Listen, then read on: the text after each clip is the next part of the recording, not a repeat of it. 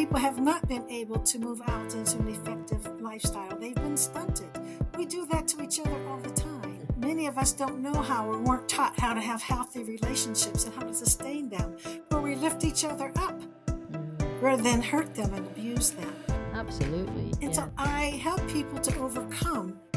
First, I help them see what it is and how it is that they were stuck. It's a ripple effect. It's not just one person on one person, but we all learn and we all share what we know. The best. It's usually propaganda that we're surrounded with that keeps us or tries to keep us in certain modes. That's not real. What's real is knowing who we are.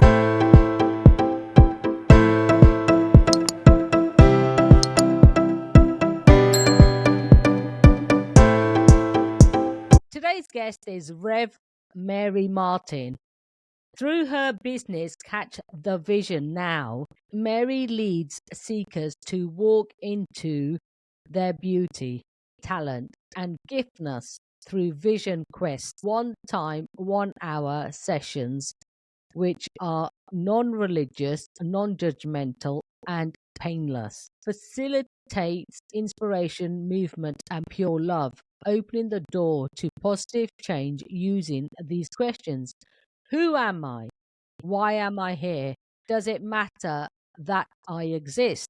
Having published multiple books covering topics such as empowerment, personal growth, human rights, and fulfillment, a public speaker delivering presentations to various audiences, sharing insights and stories with passion and humor for decades. This life changer has helped others to catch the vision now. Welcome, Mary. Well, I'm happy to be here, Anita, and the courage to be free, fearless, the courage to be all that we can be, courage to be all. And I appreciate what you do on your podcast. That you're fearless. You are fearless. Thank you. I appreciate that. Thank you very much. With that said, let's dive straight in. What is one of the most courageous things you have done? I know you told me a bit about your backstory when we chatted before. Help the listeners to understand what you're about. So what's one of the most courageous things you have done? Anita, the most courageous thing I have done in my life has to do with the children I birthed. I have 4 children, beautiful children, 3 boys, 1 girl. I had to make the decision to accept that 2 of my sons erased me and erased our family. So I have no contact with them for many years, at least 10. It was very difficult to give up the striving and to give up the searching. But I did that. It was most difficult. I would say it was in the same category, but opposite of giving birth. So when you mean erased, what do you mean?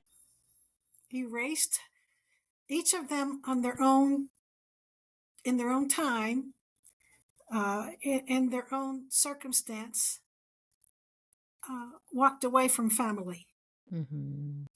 Their decisions. Yeah. And hurtful for everyone involved.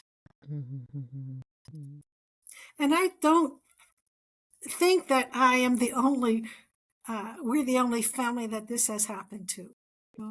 As a retired pastor, I often attended ceremonies and celebrations where members of family were absent. And sometimes no one asked questions. Sometimes it was very loudly expressed. So it is something that we many deal with and don't talk about. Yeah, that's interesting, isn't it? Because I'm sure there are a lot of estranged families out there that don't have contact. And due to whatever circumstances, it's about being comfortable with that and allowing it to be. Yes, I think if I were in this situation, I would want the same freedom And I must say that judgment is gone. It was released, and that's quite freeing. So, what took you on your journey of deciding to become a ordained minister? In 1978, I was doing something very ordinary. I was vacuuming. I heard a voice inside me say, I want you to prepare for ordination. That was not on my mind at all. I had 3 kids and had just given birth to my number 4 and was all of a sudden a single parent. Oh, wow. Living in Oshawa, Ontario, Canada. I didn't know any other women clergy. I did not have education to be one. I didn't like the idea, and I argued. And I only heard again the second time the same softness. I want you to prepare for ordination. I didn't know what to do next. I heard, talk to Keith. Reverend Keith Alford was my pastor of a Free Methodist church in Whitby, Ontario. I called. He invited me to their home one evening, and with his spouse, Donna, they greeted me. We sat in their dining room, and they asked me what was the problem. Not that I didn't have a lot of them. And I said, I feel called to prepare for the ordained ministry. That's what I heard. They laughed. Oh, I was offended. I cried. And then Donna said, Mary, I'm sorry. We're sorry. We're not laughing at you, but you're the 3rd one this week. Oh, wow. And there had been no mention during sermons or anything. And the other 2 were just as shocked as I was. One was a hippie, former hippie with a family. Another was a ex-priest who married an ex-nun, and they had 2 kids. And here was I, a woman, not just a woman, but a woman of color in a place where there weren't too many of us. And so with that, I realized that I wasn't alone. Wow. So it was not my choice. I just decided to answer the call. Yeah, definitely. And the call you answered because you became an ordained minister. How has that been for you? My journey is in my first book. It's over. I've had it. Stop calling me girl. And it's partly theological and partly autobiographical.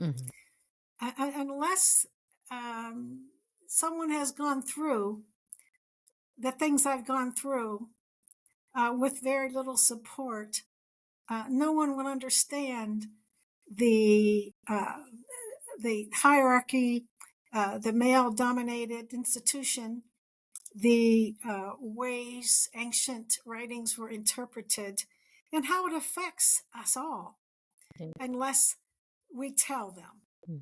And so that journey took me meandering nonstop through a system that took 16 years. Wow. And so I know what I'm talking about. No one can ever say I don't.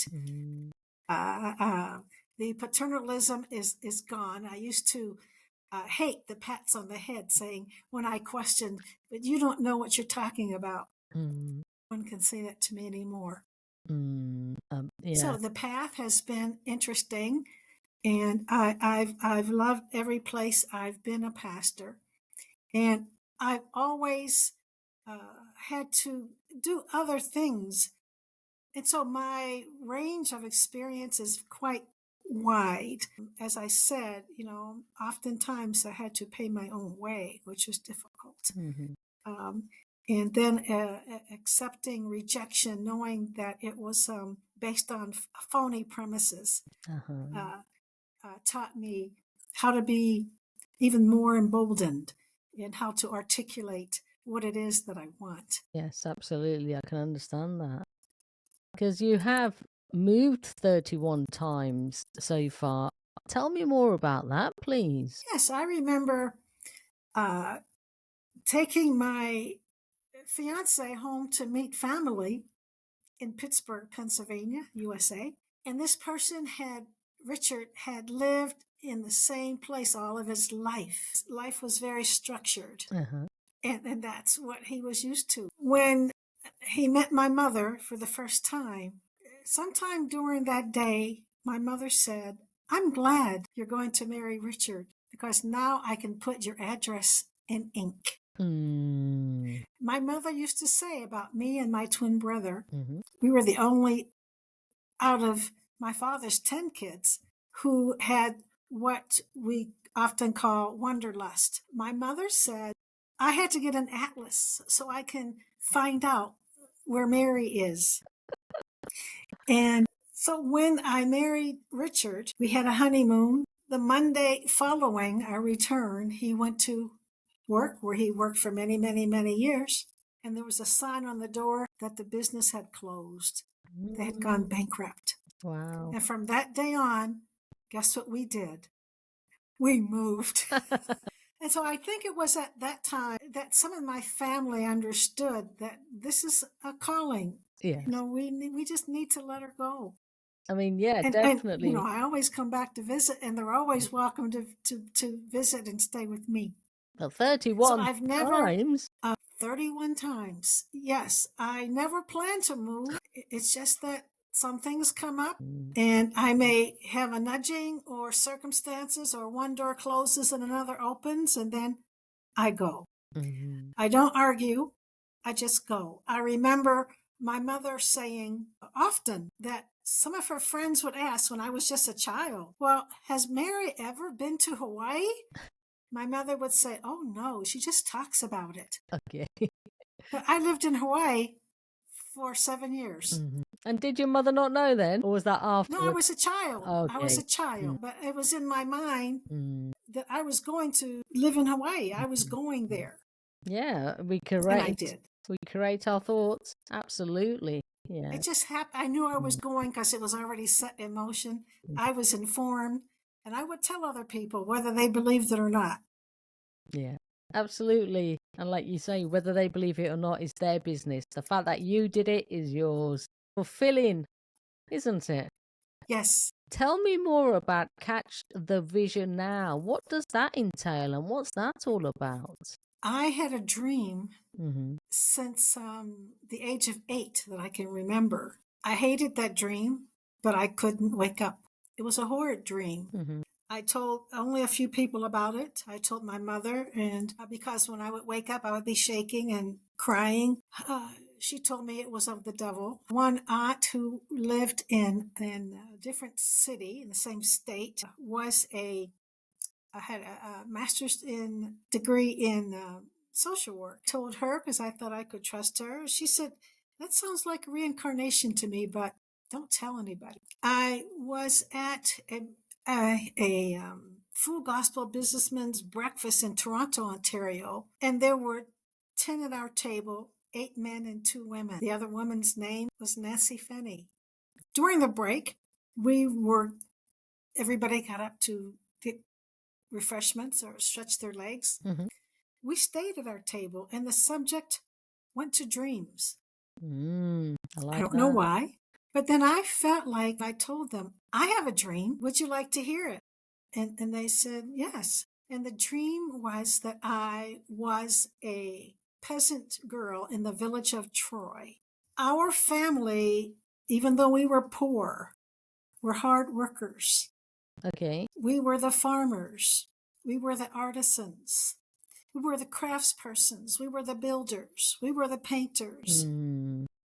But everything we did benefited those inside the city walls. The royalty demanded things from us, like taxes, tributes. Right. And you see, as I said, my aunt Ellen suggested that this may have been reincarnation because there are things that you should not have known as a child that you see and you express vividly. My job as one of the youngers was to get water from the common well, which of course was built inside the city walls. Mm-hmm. A couple of times a day, a signal would happen, and we would take our clay pots. And I remember the feel of what was underneath my feet, my bare feet on the way as the gates opened in the city of Troy. I thought I named it the city of Troy. Okay. I learned that I did not name it, but that's what I called it. Yes. We went in the appointed time, and at the well, there would be a processional. And I didn't know at that time that royalty's feet were not to touch common ground. And so the royalty were carried on litters. I didn't know the name of that, but I called it that, litters. Mm-hmm. And I watched as this procession went by, people carried by strong men. I looked at one because the veil was open a little bit. Before that, I could only see shadows. But because there was an opening, Yes. I saw a beautiful young girl, probably my age. Mm-hmm. And she was clean. She was poised. She was surrounded by nice things. I could see the beautiful pillows, the cushions around her. She looked very confident. She did turn to glance at me, and then she turned her head. At that point, as she was looking ahead, going farther away from me, I was angry. Mm. And I asked myself, or whomever inside, why is it that just because she happened to be born inside these city walls has everything? And why that I and we who happen to be born outside have nothing? There's no justice in this. I couldn't think of it on it any from too much longer because a gong or something, a bell rang or whatever, and it would be time for us to leave. Okay. And so I, with my clay pots and the others, went to the portico, and I could see in the distance, and I could hear hoofbeats. I could see dust rising, and I knew what was going to happen. Anita, I knew that there were men on horseback with swords or machetes, whatever, would come through my village and chop as they went. Gosh. I could hear people screaming, running. Oof. I didn't know what to do. I didn't know where to go. I knew those behind me in the city walls, behind the gate, would not help us because why? They had just closed the gate. Mm-hmm. I stood there. I did watch an old man whose job too was to do the same thing I did. I watched him because he was calm. Mm-hmm. He was not panicked. I watched him put his clay pot down. I watched him bend over. He picked up a little lamb. He held the lamb to his chest. And I thought, well, this is weird. Maybe I'm wasting my time watching him. Then he pulled a knife out of his belt and he stabbed the lamb. Blood was everywhere. And I thought, oh, he's just lost his mind. And then I watched him lie on the lamb. I thought, well, he's wise. I didn't know at that time that the men were going to get off their mounts and go to find people they had not killed yet. Didn't matter who they were, how young they were. Mm-hmm. And I could hear their obscenities because they were coming closer to me, to us. I knew I am going to do what this man did. I'm going to lie down and pretend to be dead. Yeah. That's what I did. Wow. And when the men approached us, somebody yelled some obscenity towards him and walked by or stepped over him. Me, I was kicked in the side. As I flinched, I woke up as a knife was going through my back. I shared that dream with the people at the table, just as I shared it with you all. And the men looked and shrugged their shoulders. Nancy Finney said, I know what it means. All eyes turned to Nancy. She said, that man was saved by the blood of the Lamb, but you tried to be saved without it. Now, my context was Christianity, so I understood this. And she said, and as for that royal person there, don't you know that you are royalty too? That you are joint heirs? In Christ, I understand that the light came on at that point. And I, Mary, caught the vision of who I am. My deportment began to change. I think my back began to straighten up. My shoulders went back, my head went up. I never thought ever again of myself as a peasant without. And I've come to understand from my perspective that our spirituality is not limited to religion. Of course not. And that, but I didn't know that. And that all of it is who we are. And that there was a mindset that was given to us that tried to wipe out who we were and who we are meant to be.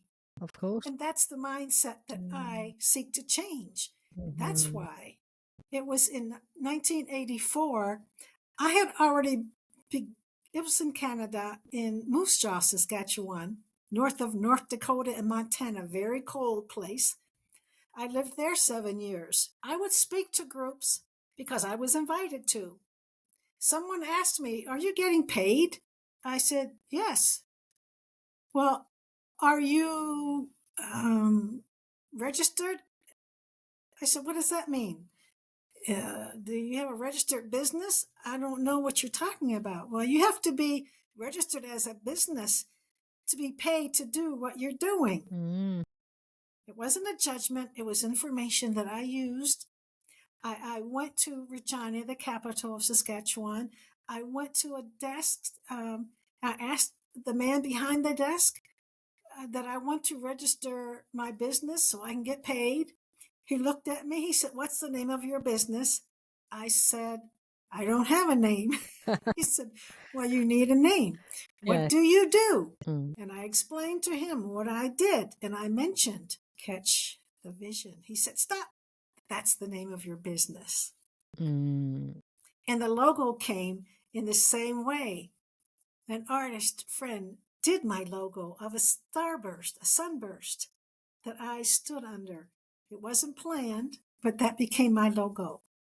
So Catch the Vision now is what I do. How extraordinary is that then, Mary, to start a business like that? I've never heard anything like that. And what a great way, what a journey to have gone through. And that's brilliant. So that's what you're doing now. So I know you are the author of books, Lifestyle, The Seamstress, and the one you've just spoke about, It's Over, Stop Calling Me Girl. Tell me more about your books and what got you started on your journey of being an author. Because people would ask me to speak because I tell stories. The next logical step was to write those things down. It's that simple. All of it came out of me, my first book. From that has sprung a global campaign. Stop calling me girl. Because women globally are placed lower than men, and we are at least half of the global population. But what we suffer is totally unnecessary.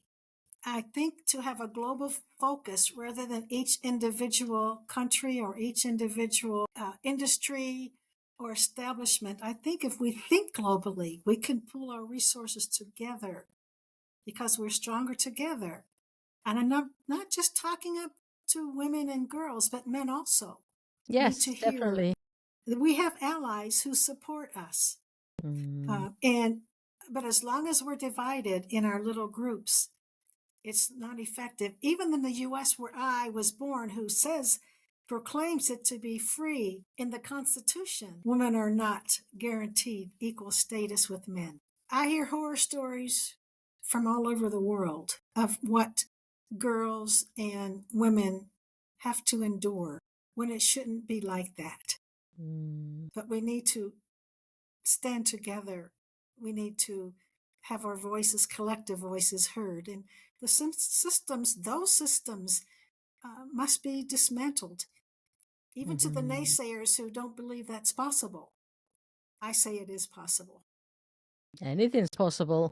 Yes, because we have the courage to overcome, to deal with all of our fears that keep us from moving ahead. That's brilliant. What do you seek at this stage of your life now? I know you're retired, and we had the conversation about that earlier when we had our pre-chat. So tell me more about that. I'm retired as clergy. I no longer pastor, but my work with Catch the Vision never stopped. And so that's my focus now. I can be free. So I am free to do stage presentations on a global scale, small ones, large ones. Zoom makes everything possible now as well. I do personal sessions. I do partner sessions. I do corporate sessions. My vision quests are easy. They can be done on a plane, in a hot tub, anywhere. When I meet someone and discussion goes to something, then I just get engaged, and things happen that way. I don't have a marketing team. I don't have any team. Okay. It's Yes, just things absolutely. happen, and I like it that way. I don't have to plan back-to-back things. I plan as I feel like it, which is quite freeing and healthy for Absolutely. me. I live in a place that is beautiful. I mean, my home provides the sanctuary that I need, the quiet, the peace. And when I need to be engaged, I go out. Behind me is some marvelous caretaker of the property, that the yard that you just saw. Antigua is a beautiful place. I live in Antigua, Guatemala. I moved here from Belize, which isn't that far away. Oh, excellent. I've heard of Every that. place I've lived, I've always what Catch the Vision is. In every place I've lived, I hope I've made a positive impact as much as those who around me have made a positive impact on my life. Oh, that's beautiful. So that doesn't stop. And tell me, what resources do you recommend, tools, daily steps for anyone that wants to start being the best version of themselves, have a best vision of themselves? When I say to know your own beauty, your talent, your giftedness, usually it's because of other people who downplayed your own beauty, your talent, and your giftedness, so that you have not been able, the people have not been able to move out into an effective lifestyle. They've been stunted. We do that to each other all the time. Many of us don't know how, or weren't taught how to have healthy relationships and how to sustain them, where we lift each other up rather than hurt them and abuse them. Absolutely. And so I help people to overcome. First, I help them see what it is and how it is that they were stuck, and that they begin to tell themselves to be their best cheerleader. Absolutely. And then they encourage others to do the same. It's a ripple effect. It's not just one person on one person, but we all learn and we all share what we know. The best. It's usually propaganda that we're surrounded with that keeps us, or tries to keep us in certain modes. That's not real. What's real is knowing who we are. Absolutely. It seems easy and simple to me. And I want it to be just as easy and simple to everyone. So where It's not difficult. No, absolutely not. Yeah. So where can the listeners find you online, your books? What's your website, Mary? My website is www.catchthevisionnow.com. Everything is there. That's perfect. So thank you for sharing your courageous journey with us today. And by doing so, I know you have helped so many others. Rev Mary Martin. Thank you, Anita, for the invitation, and all the best to you and your viewers. Thank you very much. So my final question is, because we are all about create the courage to be fearless, what is your definition of courage? Courage to me doesn't have to mean that you don't feel the fear. I'm not negating fear. It's real. But courage is to do it anyway.